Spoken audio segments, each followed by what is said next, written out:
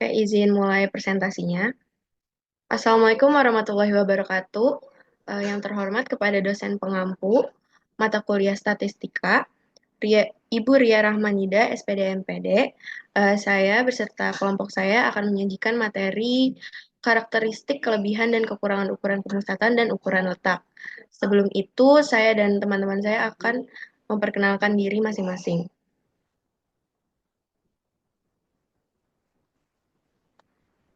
Ada saya sendiri sebagai moderator, Mahira Kanita Aji Putri dengan NIM 1709624081. Kemudian rekan saya,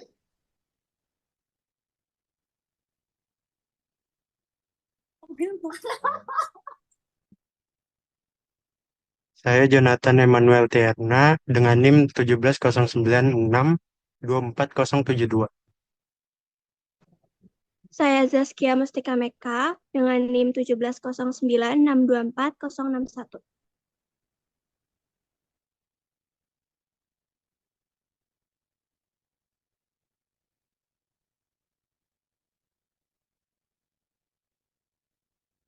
Inilah tujuan pembelajaran kita pada diskusi kali ini. Satu, mahasiswa dapat memahami materi yang disampaikan oleh presenter. Dua, mahasiswa dapat memahami karakteristik, kelebihan, dan kekurangan dari mean, median, dan modus. Tiga, mahasiswa dapat memahami materi ukuran letak. Empat, mahasiswa dapat memahami dalam menghitung kuartil. 5. Mahasiswa dapat memahami dalam menghitung desil. 6. Mahasiswa dapat memahami dalam menghitung persentil.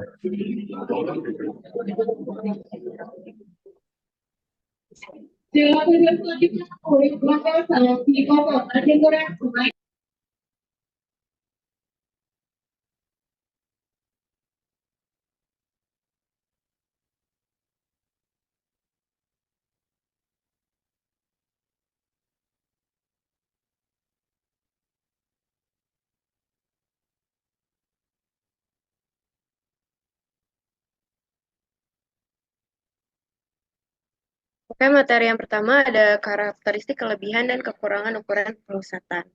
Nah, ada yang ingat nggak apa aja yang termasuk ukuran pemusatan?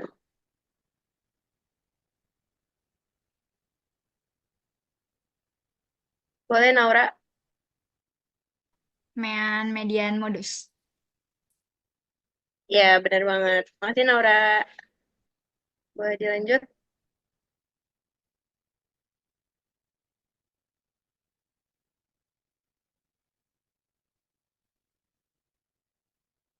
Jadi, pertama-tama kita akan membahas apa itu pemusatan data.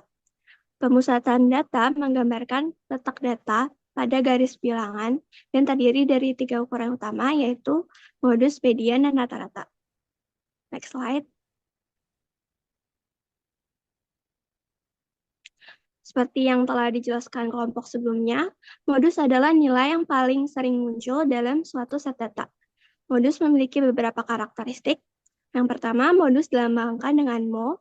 Yang kedua, dalam suatu set data, bisa jadi tidak ada modus sama sekali. Atau kalau hanya ada satu, kita sebut unimodal.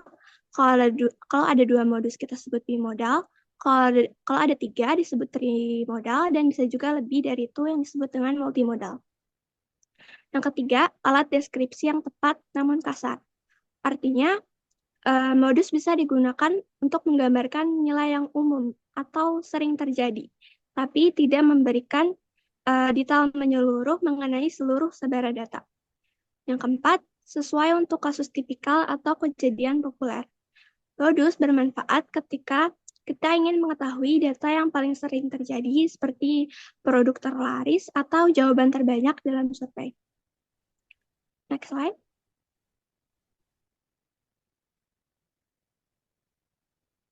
Selanjutnya, kita akan membahas tentang kelebihan dan kekurangan dari modus. Kelebihan modus yang pertama, modus itu tidak terpengaruh oleh nilai ekstrim. Jadi kalau ada nilai yang terlalu besar atau terlalu kecil dalam suatu set data, dia tetap fokus ke nilai yang paling sering muncul aja. Yang kedua, modus itu cocok digunakan untuk data kualitatif maupun data kuantitatif. Misalnya kalau kita meneliti warna baju favorit siswa, maka warna yang paling banyak dipilih itu adalah modus. Nah, selain kelebihan, modus juga punya kekurangan. Yang pertama, kalau dalam data tidak ada nilai yang muncul lebih dari satu kali, maka modus tidak bisa ditentukan. Yang kedua, kalau ada lebih dari satu nilai dengan frekuensi tertinggi, maka bisa lebih muncul dari satu modus dan itu bisa bikin analisis jadi agak rumit. Dan yang ketiga, modus kurang mempertimbangkan semua nilai dan peka terhadap penambahan jumlah data. Materi selanjutnya akan dijelaskan oleh rekan saya.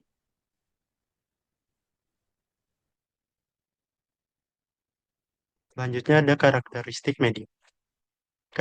Karakteristik median ini antara lain ada tahan terhadap nilai ekstrim, yang berarti hal ini membuatnya lebih akurat dalam menggambarkan pusat data jika dibandingkan dengan rata-rata dalam kondisi yang memiliki distribusi tidak normal.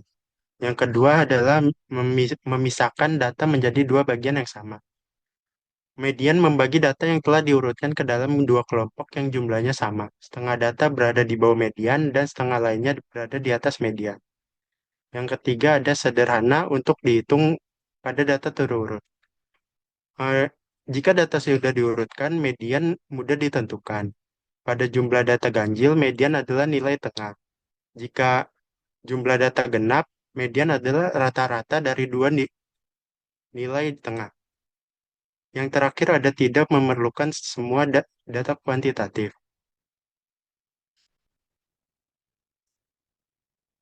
Di sini ada kelebihan dan kekurangan dari median. Kelebihan median ini adalah sangat mudah dihitung dan dipahami. Tidak terpengaruh oleh nilai yang sangat tinggi atau sangat rendah. Median tidak terpengaruh oleh nilai ekstrim atau outlier. Median baik untuk mempresentasikan nilai tengah pada distribusi yang tidak simetris. Kekurangannya adalah tidak selalu ada dalam set data. Sulit digunakan jika ada lebih dari satu modus. Kurang mempertimbangkan semua nilai dan peka terhadap penambahan jumlah data.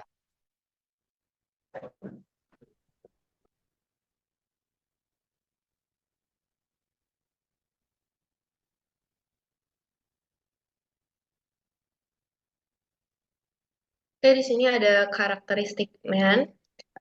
Yang pertama ada menggunakan semua data. Jadi MEAN memperhitungkan seluruh nilai dalam kumpulan data sehingga sangat dipengaruhi oleh setiap nilainya, termasuk nilai ekstrim. Yang kedua, dia sensitif terhadap outlier. Nah, karena MEAN menjumlahkan semua nilai, jadi adanya satu nilai yang tinggi dibandingkan nilai-nilai dari yang sebelumnya. Uh, itu dapat mempengaruhi hasil MEAN yang secara signifikan. Kemudian yang keempat, ada digunakan dalam analisis statistik lanjutan. Nah, MEAN ini sering digunakan dalam berbagai analisis seperti variansi, standar deviasi, regresi, dan uji hipotesis. Yang keempat, ada representatif jika distribusi data simetris. Nah, MEAN adalah ukuran pemusatan yang sangat baik jika distribusi data mendekati normal atau simetris. Boleh di next?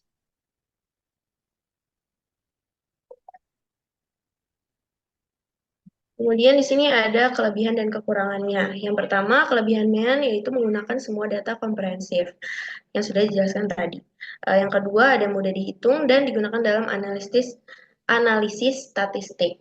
Yang ketiga, cocok untuk data distribusi normal. Kemudian kekurangannya itu ada sangat sensitif terhadap outlier. Tadi juga sudah dijelaskan. Kemudian yang kedua, tidak cocok untuk data kategori. Nah, data kategori itu kayak permisalan baju ada warna merah, kuning, hijau. Nah, itu kan nggak bisa buat dijadikan MEAN. Jadi kayak gitu. Boleh di next?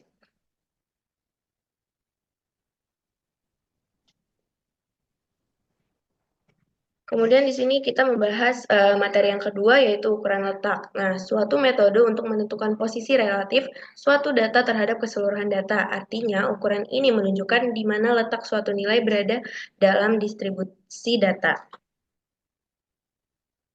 Boleh di next. Nah, untuk ukuran letak yang pertama ada kuartil. Di sini saya akan menjelaskan kuartil. Kuartil adalah nilai pembatas yang membagi data terurut menjadi 4 bagian yang sama. Kuartil terdiri dari 3 jenis, yaitu Q1, Q2, dan Q3. Q1 disebut kuartil bawah, Q2 disebut median atau nilai tengah, dan Q3 disebut juga kuartil atas. Boleh ini. Nah, di sini ada rumus kuartilnya. Yang pertama kita membahas kuartil data tunggal, di mana rumusnya QI sama dengan data ke I per 4N plus 1, atau QI sama dengan X1 per 4 dalam kurung N plus 1. Nah, I itu dia kuartil berapa nanti tergantung sama soalnya yang diminta. N itu jumlah datanya ada berapa. Boleh di next. Kemudian di sini juga ada rumus kuartil data kelompok. Rumusnya ada QI sama dengan TBI, itu tepi bawah kelas kuartil, ditambah dalam kurung I per 4N dikurang sigma F min I per FI P. Nah, kalau 1 per 4N ini kita untuk menentukan kelas kuartil, terus dikurang sama jumlah frekuensi sebelum kuartil, dibagi sama frekuensi kelas kuartil, dikali sama panjang kelasnya atau intervalnya. Boleh di next.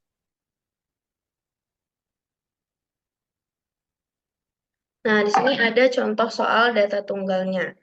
Yang pertama, disajikan data nilai hasil penilaian matematika terhadap 20 siswa, berarti ini datanya ada 20.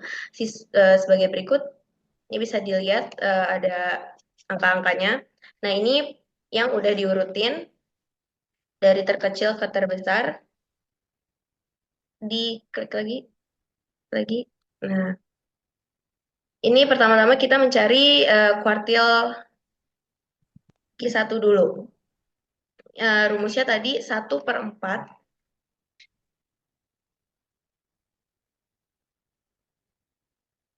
Rumusnya tadi kan 1 per 4 dalam kurung N plus 1. Nah, kita kan mau mencari Q1. Di sini berarti I-nya adalah 1 per 4. N-nya ini jumlah datanya ada 20. Nah, terus terperoleh hasilnya 5,25. Nah, kalau bilangannya desimal gini, berarti artinya antara data ke-5 dan data ke-6. Karena hasilnya berbentuk desimal, maka menggunakan rumus interpolasi. Nah, ini rumusnya.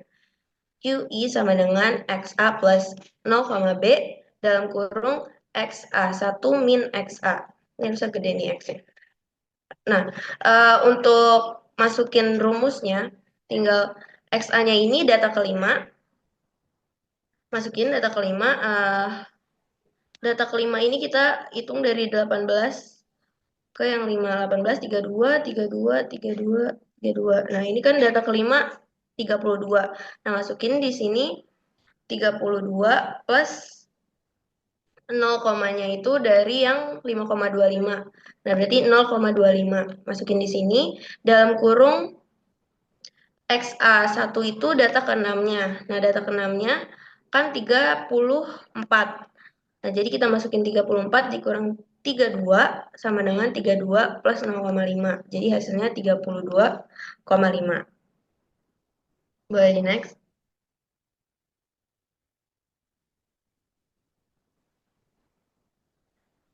Pencet sekali lagi. Nah, kemudian di sini kita mencari kuartil 2. Caranya sama aja kayak tadi. I-nya karena kita mencari kuartil 2, I-nya kita masukin 2 per 4, 20 plus 1. Terus hasilnya ada 10,5. Berarti antara data ke-10 dan data ke-11. Karena hasilnya desimal, kita pakai rumus interpolasi lagi, di mana XA plus 0, B, XA1 min XA. Nah, hasilnya sama dengan 68. Untuk yang ketiga, kita masukin I-nya 3 per 4, N-nya 20, plus 1. Nah, hasilnya juga desimal. 15,75. Artinya ada data ke-15 dan ke-16. Sama aja tadi pakai rumus interpolasi. Dan hasilnya 68. Nah, kalau hasilnya nggak desimal, itu nggak usah pakai rumus interpolasi. Misalnya hasilnya 7. Berarti kalian tinggal nyari data ke-7 itu berapa. Nah, itu hasilnya. Boleh di next. Sampai sini paham kan, teman-teman?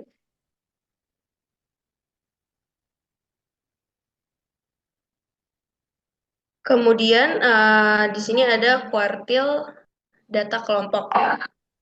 Nah, di sini aku udah ngasih ngasih datanya dalam bentuk tabel distribusi frekuensi. Yang pertama kita mencari nilai Q1. Nah, untuk mencari nilai Q1, rumusnya tadi udah dijelaskan di pertama. Nah, pertama-tama kita akan cari letak kuartilnya dulu di mana pakai rumus 1/4N. Nah, N-nya ini kan jumlah datanya ini kan 50. Jadi kita masukin 1/4 dikali 50. Jadi hasilnya 12,5. Eh, karena 12,5 berarti dia di range antara 12. Nah, di sini kan frekuensi kumulatifnya 10 sampai 19. Nah, berarti 12 termasuk di yang 19 ini.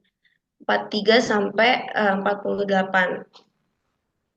Lalu kita masukin tepi bawahnya yang 43 dikurang 0,5. Boleh dipencet satu kali lagi, Jo. Nah, ini dia. Nah, karena kita udah ketemu nih 12,5, kan kita masukin dulu di sini. Terus frekuensi kumulatif sebelum kelas kuartil itu 10, ini di atasnya 19, 10. Kemudian kita masukkan frekuensinya dari kelas kuartil, yaitu ada 9 di sini, yang 43 sampai 48. Nah, frekuensinya 9. Kemudian untuk panjang kelasnya itu ada 6. Nah, masukin di sini datanya 6. Jadi ini udah deh, kita tinggal hitung 12,5 dikurang 10. Ini dibagi sama-sama dibagi jadi 3. Jadi ini 2 dikali 2,55 per 3. Jadi hasilnya 44,17. Boleh di next.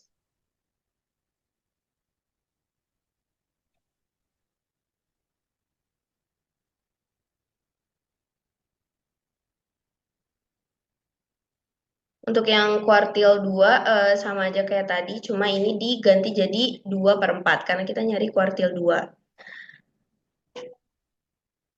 Nah, yang pertama kita nyari kelas kuartilnya dulu, ini udah dapat 25. Lalu kita masukkan ke dalam rumusnya. Nah, 25 ini ada di frekuensi 33. Nah, di 49 sampai 54. Jadi untuk nyari tepi bawahnya 49 dikurang 0,5 yaitu 48,5. Lalu masukkan ke dalam rumusnya. Nah, untuk frekuensi kumulatif sebelum kelas kuartil ini 19, di atasnya 33. Per F2 itu frekuensi dari nilai kuartilnya itu 14 sama panjang kelasnya 6. Lalu kita operasikan aja, jadinya hasilnya 51,07. Boleh di next.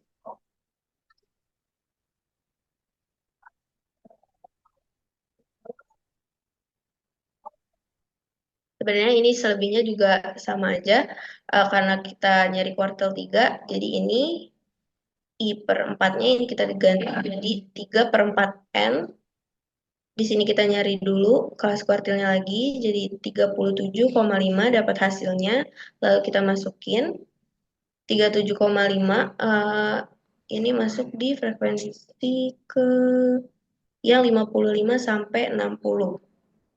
Terus kita cari tepi bawahnya, 55 dikurang 0,5, jadi 54,5.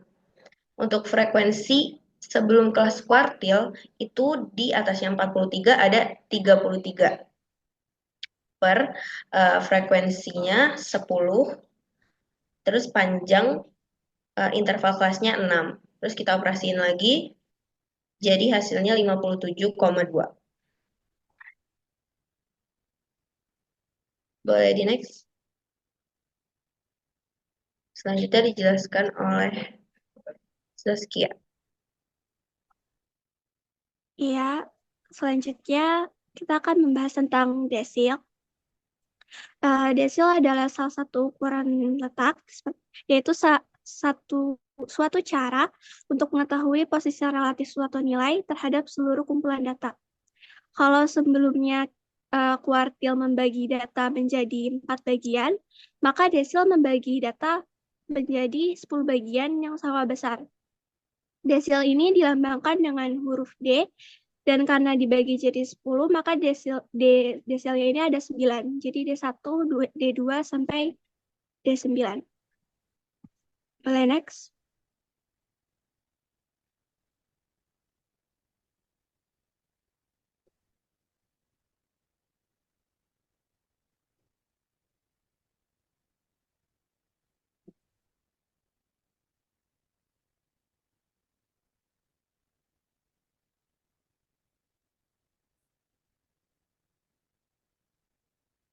Nah, di sini ada rumus desil dalam data tunggal dan dalam data kelompok. Desil dalam data tunggal, yaitu rumusnya adalah DI sama dengan I kali N tambah 1 dibagi 10. Dan desil dalam data kelompok rumusnya adalah DI sama dengan TBI tambah I kali N per 10 dikurang sigma FI dibagi FI kali P. Sebenarnya rumus ini mirip sama kuartil, cuman dibagi 10 bukan dibagi 4. Gitu aja. Next slide.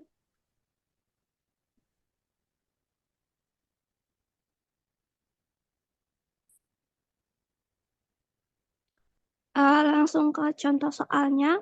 Contoh soal yang pertama, diketahui data 4, 5, 6, 7, 8, 9, 10, 11, 12, 13, 14.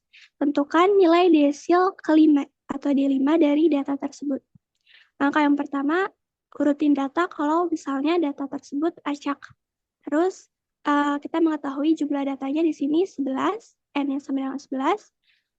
Yang langkah kedua yaitu gunakan rumus. Jadi masukkan aja ke rumus tadi, rumusnya DI sama dengan I kali N tambah 1 dibagi 10. Karena mencari desil kelima, jadi I-nya sama dengan 5, dan N-nya tadi 11, jadi 5 kali 11 tambah 1 dibagi 10. 11 tambah 1, 12, 12 kali 5, 60, 60 dibagi 10 sama dengan 6. Jadi letak D5 itu berada pada data ke-6, yang dimana data ke-6 adalah 9. Jadi nilai dari D5 sama dengan 9. Kalau misalnya bentuknya desimal sama kayak kuartil tadi, kita bisa pakai rumus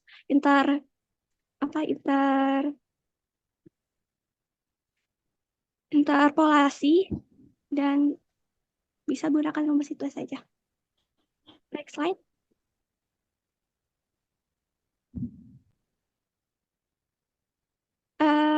Di sini contoh soal mengenai desil dalam data kelompok. Di sini ada tabel distribusi nilai 40 siswa dan disuruh menentukan nilai dari desil keempatnya. Boleh pencet? Coba.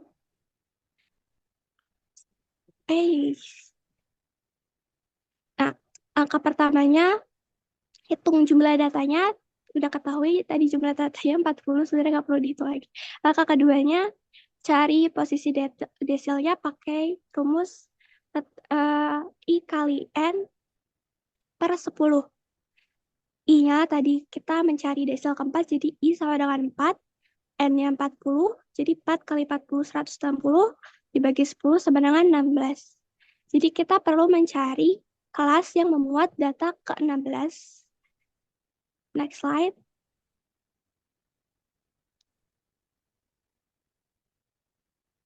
Nah, data ke-16 ini ada di rentang 60 sampai 69. Jadi dari rentang ini kita bisa ketahui tepi bawah kelas desilnya yaitu 59,5, terus frekuensi kumulatif sebelum desilnya 10, kemudian frekuensi kelas desilnya yaitu 20, dan panjang kelas atau interval kelasnya 10. Nah, kita bisa langsung masuk ke rumusnya. Di sini kita hitung ini ya dulu. I kali N per 10 sama dengan 4 kali 40 bagi 10 sama dengan 16. Terus masukin ke rumusnya. D4 sama dengan TB, tadi 59,5, ditambah 16 dari perhitungan sebelumnya, terus dikurang 10 jadi 4. 4 bagi 20, 20 itu frekuensi kelas desil. Terus dikali 10 yaitu panjang 59 dikali 59,5 ditambah 6 per 20 kali 10 sama dengan 59,5 tambah 3 sama dengan 62,5. Jadi nilai desil keempat adalah 62,5.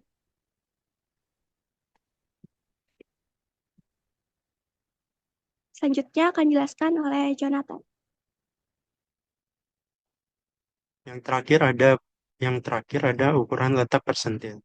Persentil adalah nilai yang membagi sekumpulan data terurut menjadi 100 bagian yang sama. Persentil menunjukkan nilai di bawah persentase tertentu dari kumpulan data. Misalkan ingin mendapatkan nilai 40% ataupun 80% dari data. Rumus persentil itu bisa digunakan. Persentil bisa dihitung saat datanya tunggal ataupun kelompok. Di sini ada rumus persentil untuk data tunggal. PI itu melambangkan persentil keberapa, terus sama dengan data keberapa, buka kurung, N itu banyak data, plus 1, dibagi 100.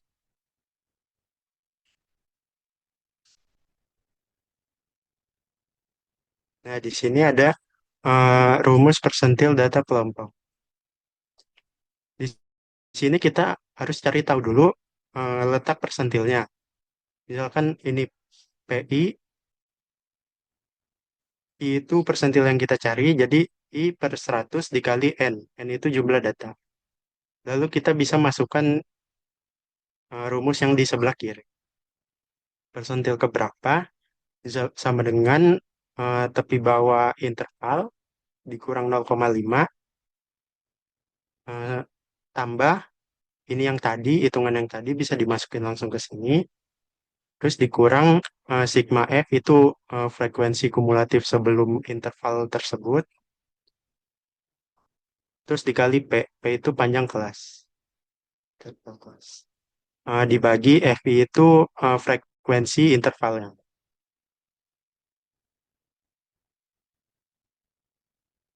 Nah, di sini ada contoh soal data tunggal. Dari data 6,7, 3, 4, dan lain-lain itu tentukan persentil ke 30. Di sini sudah diurutkan dan banyak data N-nya itu adalah 10.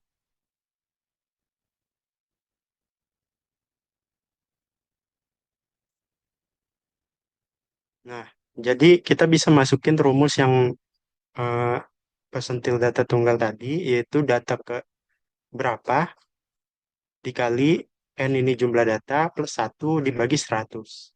Jadi kita cari P30, jadi data ke 30 eh, dikali 10 tambah 1 per 100. Jadi P30 itu 330 per 100, hasilnya 3,3. Lalu diinterpolasi. 3,3 ini kita ambil saja desimalnya. 3 ini dari data ketiga yang di sini, yang terurut. Jadi di sini 4. Jadi sini masukin saja 4 plus 0,3 dikali 6 kurang 4. Ini tuh data di antara 4 sama 3.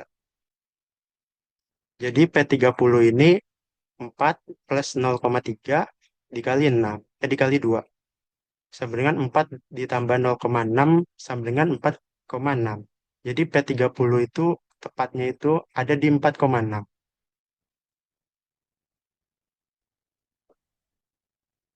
Nah, di sini ada contoh soal data kelompok. Di sini udah ada tabel dan disuruh carilah persentil 40 dari data kelompok tersebut. Di sini langkah pertama kita harus tentunya cari frekuensi kumulatifnya terlebih dahulu.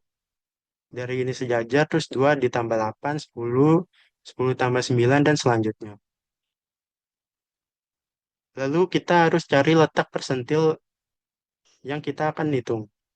Jadi letak P40 sama dengan 40 per 100 dikali N. N ini jumlah kelasnya. Jadi dikali 30. Sama dengan 12. Nah, 12 ini ada di antara frekuensi kumulatif 10 sampai 19. Jadi kita akan pakai interval 31 sampai 35.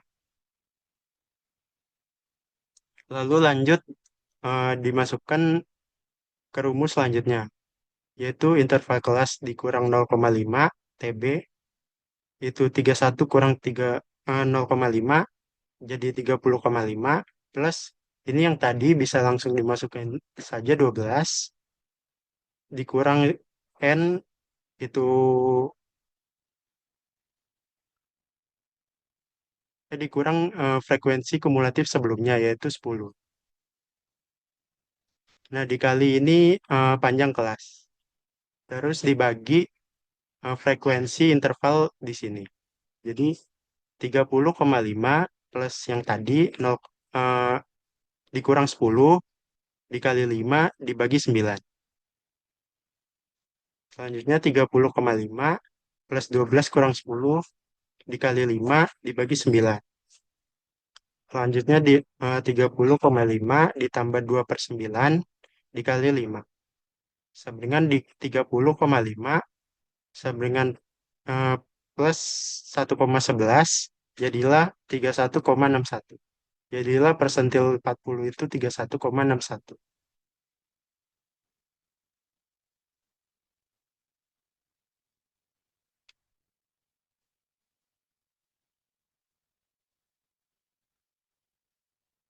Sebelum kuis, apakah ada yang ingin ditanyakan?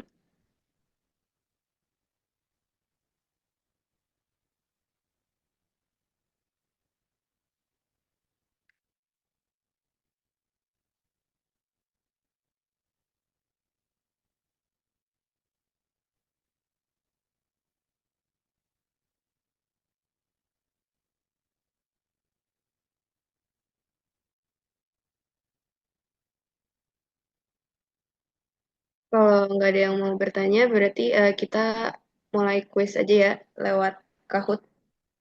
Boleh di-share, Jo?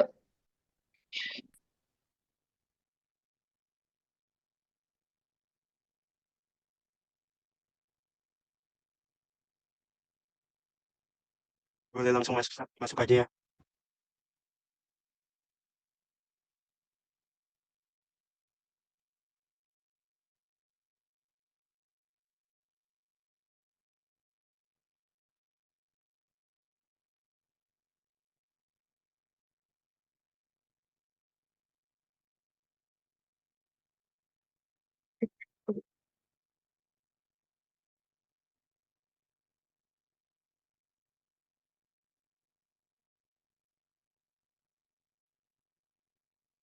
Sebentar.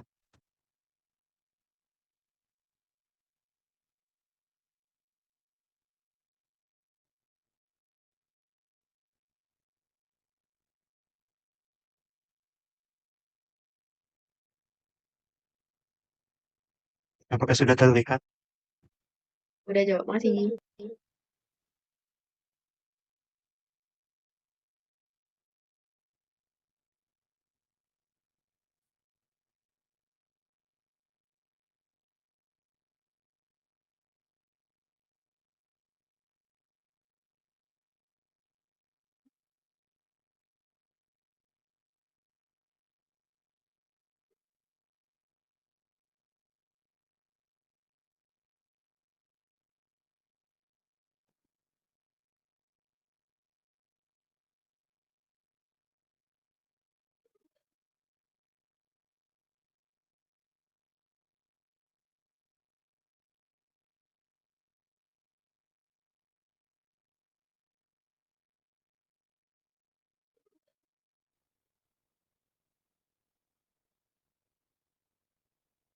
By the way, ini ada hitungannya, jadi siapin buat coret-coretannya ya.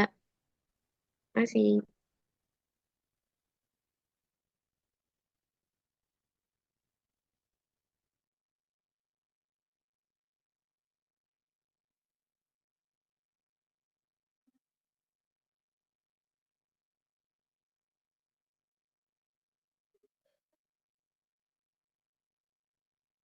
Ini mulai ya.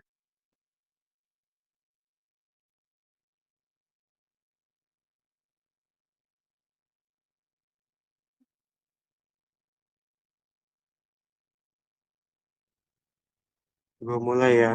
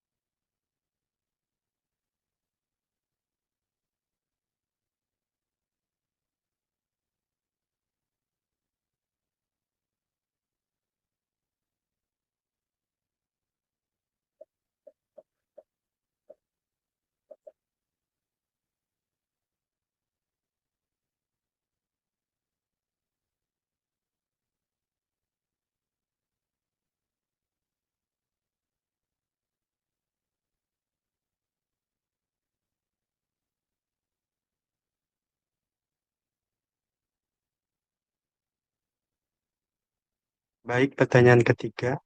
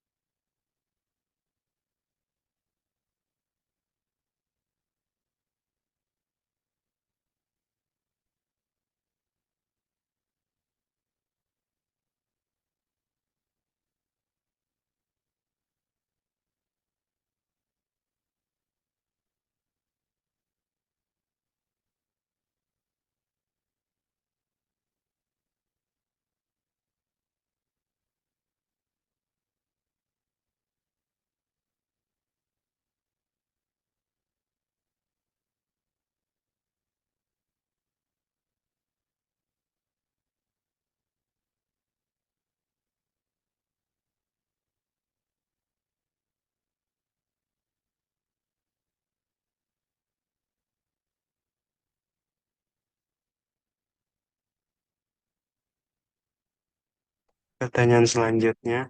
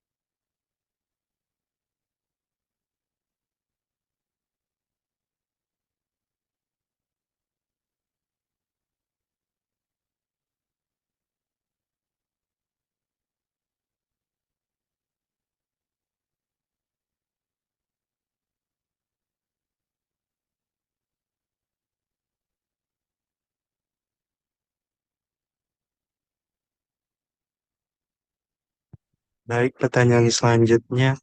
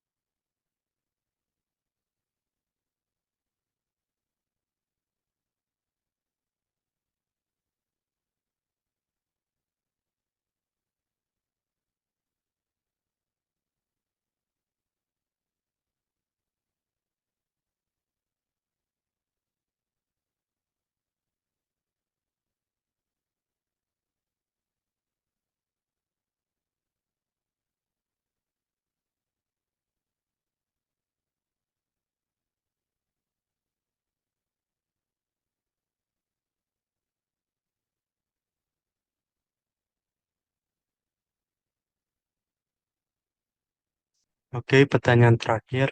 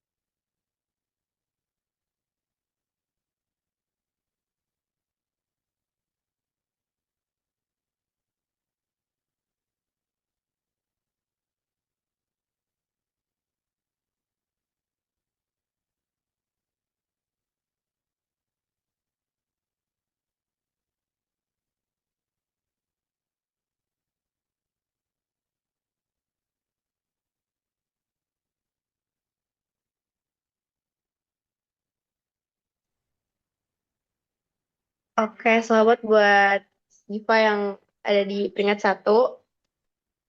Karena sudah selesai presentasi kelompok kami pamit undur diri. Wassalamualaikum warahmatullahi wabarakatuh.